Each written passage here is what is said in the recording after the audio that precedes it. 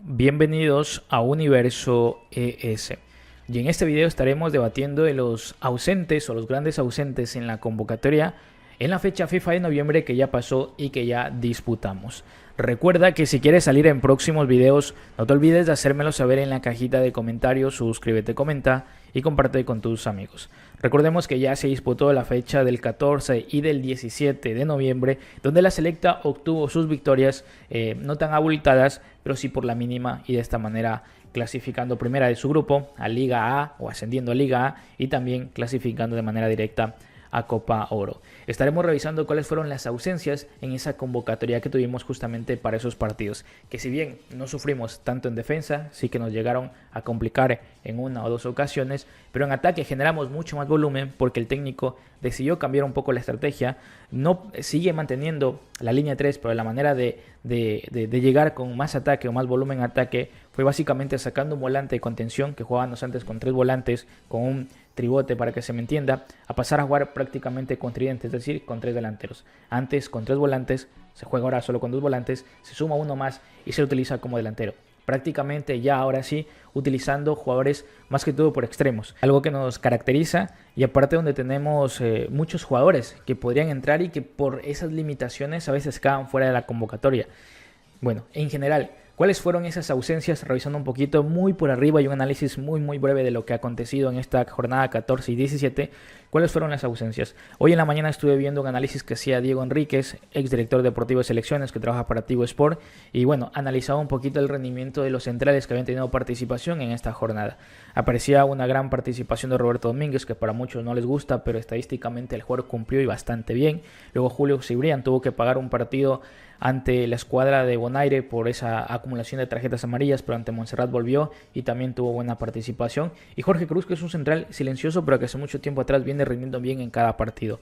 No digo que lo hizo mal, ojito, no digo que lo hizo mal. Yo creo, considero, y también la estadística que mostraba Diego Enríquez nos decía que el partido de Henry Romero fue cumplidor, pero más allá de cumplidor también hay que detallar. También esto no lo digo en contra de nada del jugador, ni mucho menos de su club, porque también he visto algunos periodistas que lo hacen seguramente porque son afines al club y no tiene nada malo, pero en verdad tú con esto lo que haces es distorsionar el análisis cuando te dicen no puntualicen, porque si comienzan a puntualizar que este jugador tiene la culpa, etcétera. No, me parece que es abrir el paraguas.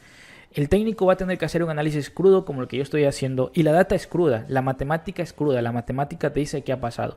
Y recalco, para mí no fue malo la participación de Henry Romero, pero ¿por qué yo hubiera preferido a un Germán Fuentes o de pronto un Walter Pineda de la misma liga? Germán Fuentes que juega en Irlanda y Walter Pineda que juega en Águila, pero en la liga salvadoreña. Es que Henry Romero, por edad, muy complicado que pueda ser al 100% parte de este proceso, por edad, y de cara al próximo proceso eliminatorio, muy complejo. Entiendo que el jugador se lo debe utilizar por rendimiento y por presente futbolístico, pero en selección fue cumplidor, pero fue cumplidor ante selecciones como Bonaire, fue cumplidor ante selecciones como Montserrat, pero también perdió muchos duelos. La estadística me decía, o la que mostraba Diego Enríquez de SofaScore, era que de los 4 centrales que tuvieron participación, Henry Romero, de 8 duelos fue el que más perdió, apenas ganó 3 de 8, es muy bajo. Y de hecho las dos únicas acciones, tanto en Montserrat, o sea, juntando en una sola participación, generación que nos llegaron a atacar, pero fue muy poco, entre los dos partidos, entre Bonaire y Montserrat, nos llegaron a generar unas insinuaciones a peligro. Sí, puede sumar unas 10, pero remates claros a portería fueron unas o 2, y en esas 2 lamentablemente tuvo corresponsabilidad Henry Romero, que en una me lo llevan en el mano a mano, que al final Jorge Cruz le logra recomponer y no pasó a peligro, pero la otra fue el remate que nos sacan ante la selecta, y si hubiera entrado pues otro hubiera sido, pero fue justamente por esa banda de Henry Romero. Entonces la estadística te dice que perdió muchos duelos. ¿Y por qué lo hace? Porque las condiciones del jugador de pronto para otro tipo de desarrollo de partido, etcétera, son muy buenas, como le pasa con Alianza, pero para este tipo de duelos donde a veces con esa línea 3 vas a quedar a momentos expuesto porque los laterales van a subir mucho o los carrileros van a subir mucho, y se entiende que con línea 3 estás bien, pero claro, si en ese duelo te llevan con facilidad, Jorge Cruz va a la marca y nos podría complicar incluso allí. Entonces en ese sentido, el jugador ante escuadras veloces, rápidas, de mucha gambeta, como nos pasó, terminó sufriendo en duelos en ese mano a mano, en ese versus. Por eso, recalco, no fue una mala participación, cumplió con lo que tenía que cumplir, pero ante estas selecciones y de cara a lo que se viene a Liga A y a Copa Oro, no veo a Henry Romero en ese nivel competitivo como de pronto los otros jugadores. Tampoco es que están a un nivel muy superior, pero al menos han respondido ante esa selección en esos duelos individuales. Henry le costó. Por eso yo creo que para lo que se viene en los próximos partidos amistosos sería muy importante Germán Fuentes. Y por eso también considero que para esta fecha de noviembre que ya pasó y bajo lo que hemos analizado, Germán Fuentes y Walter Pineda fueron los grandes ausentes, porque Walter incluso en Águila, porque miras, bueno, ahí no es suplente, mentira, porque en el presente año ha jugado 19 partidos, tiene 1.377 minutos, en Copa Centroamericana de CONCACAF, de los 8 partidos, 5 saltó como titular, 1 lo hizo en el banquillo y en 2 ocasiones se quedó en el banco. Pero llegó a banquear a jugadores como Larín, que tuvo una gran participación junto a Nelson Blanco por ese costado por izquierda en esos partidos de noviembre ante Bonaire y Montserrat, pero este jugador los ha llegado a banquear. En el caso evidentemente de Larín, por Copa y por Liga.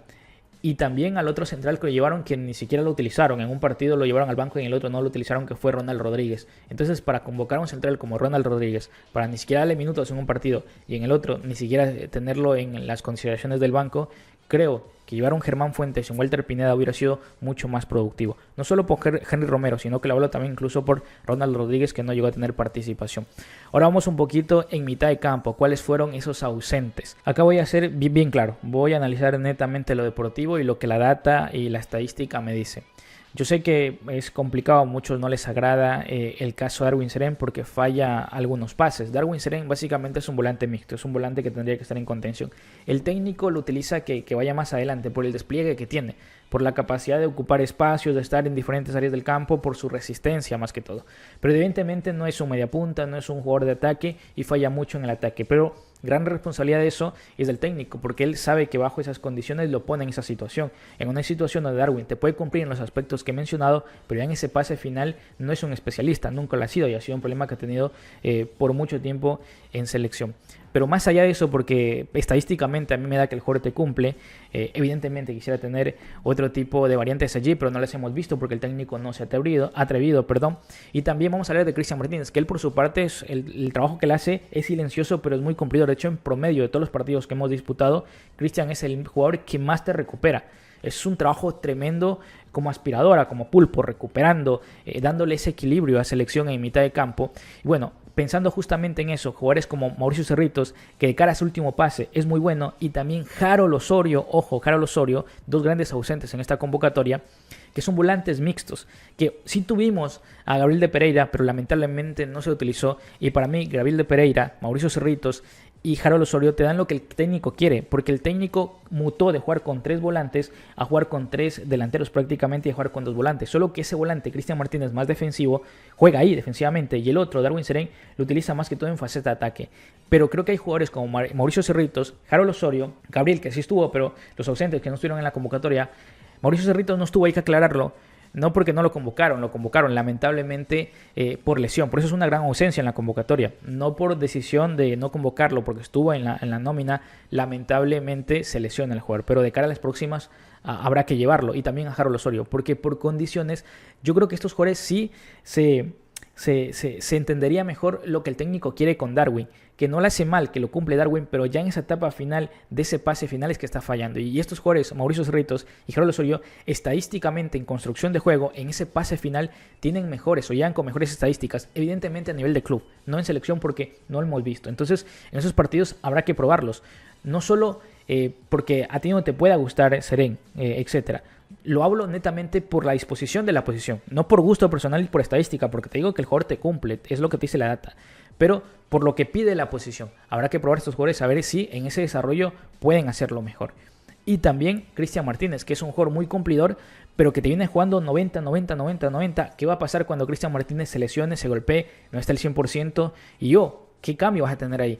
Pues bueno, un Mauricio, un Harold Osorio, un Gabriel Pereira van a tener que comenzar a tomar minutos, porque en algún punto de esta selección y de estos partidos un Cristian Martínez no va a estar por las diferentes casualidades o variantes que tiene el fútbol de acumulación de tarjetas, de lesiones, de golpes, de desgaste físico, etcétera. Entonces es momento de ir no solo convocándolos como pasó con Gabriel Pereira, sino que darles minutos y también llevar a este tipo de jugadores que ni siquiera los ha llevado, a Harold Osorio.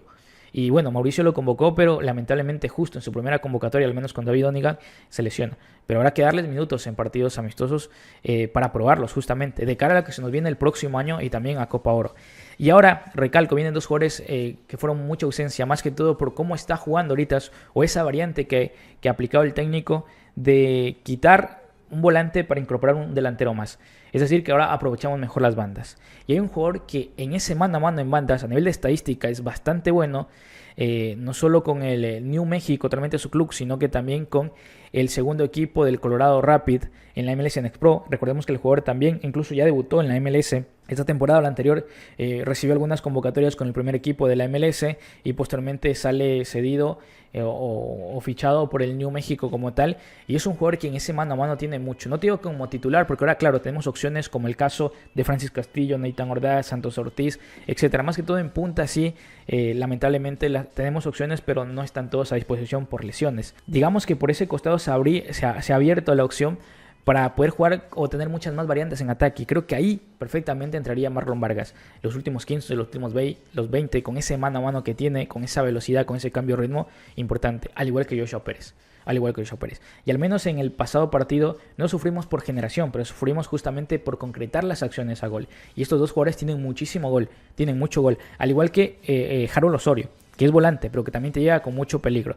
Entonces, para mí creo que fueron las grandes ausentes, entendiendo que también ha cambiado incluso la disposición de la estrategia del técnico. Ha cambiado incluso tácticamente algunas variantes, y estas variantes se hubieran, por todo lo que hemos analizado previamente, acomodado mejor. Habrá que verlas seguramente de lo que se viene en selección.